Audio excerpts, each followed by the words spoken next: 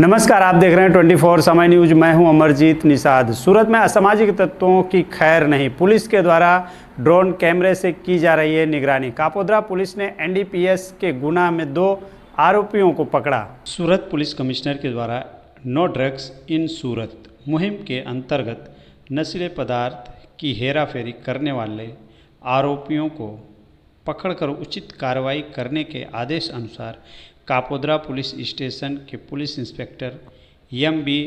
अवसुरा और police inspector MR. Solanki तथा surveillance staff के पीएसआई ए.एल. पंड्या एवं सर्विलेंस की पूरी टीम के द्वारा मुहिम के तहत काम करते हुए assistant head constable Prithviraj Singh को गुप्त सूचना के द्वारा जानकारी मिली थी कि कापोद्रा 4 रास्ता के पास डीजीवीसीएल ऑफिस के सामने कुछ असामाजिक तत्वों के द्वारा नशीले पदार्थों को बेचा जा रहा है, जिसके बाद तुरंत कार्रवाई करते हुए कापोद्रा पुलिस स्टेशन की सर्विलेंस टीम ने ड्रोन कैमरे की मदद से 2 आरोपियों को रंगे हाथ पकड़ने में हुई कामयाब। अमरजीत निषाद, 24 समय न्यूज, सूरत।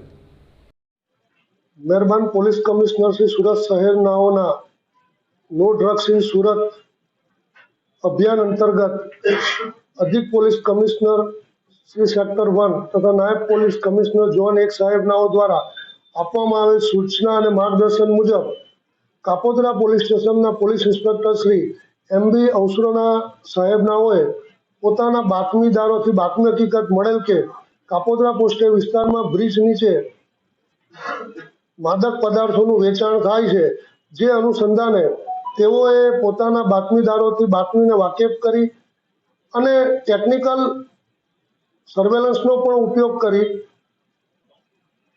બાતમી હકીકતની ખરાઈ કરી અત્રેના કાપોદ્રા પોલીસ સ્ટેશનના સેકન્ડ પોઈન્ટ શ્રી એમ.આર. સોલંકી તથા ડિસ્ટાફ પીએસઆઈ શ્રી પંડ્યા તથા સ્ટાફના अन्य માણસોએ વોચ ગોઠવી ગઈકાલ તારીખ 14/5/2024 રોજ બાતમી હકીકતની ખરાઈ કરતા હકીકત સાચી મળી આવેલ, જે અનુસંધાને બાતમીવાળી જગ્યાએ પંચોને સાથે રાખી અને રેડ કરતા બાતમી સફળતા મળેલી અને જે અનુસંધાને કાપોદ્રા પોલીસ સ્ટેશનમાં એનડીપીએસ એક્ટ હેઠળ ગુનો રજીસ્ટર કરવામાં આવેલ છે અને હાલ આ ગુનાની આગળની તપાસ પોઈન્ટ શ્રી કે.એમ. ચાવડા સરથાણા પોસ્ટેનાઓ કરી રહેલ છે। આ ગુનાના આરોપીઓ પૈકી 2 આરોપીઓ જે તે સમયે જ સ્થળ ઉપરથી પકડવામાં આવેલ, જેઓના નામ હિંમતભાઈ શામજીભાઈ હળિયા તથા નીતિનભાઈ ધીરુભાઈ ચાવડા નાઓ છે અને આગળની તપાસ તજવીજ હાલ ચાલુ છે।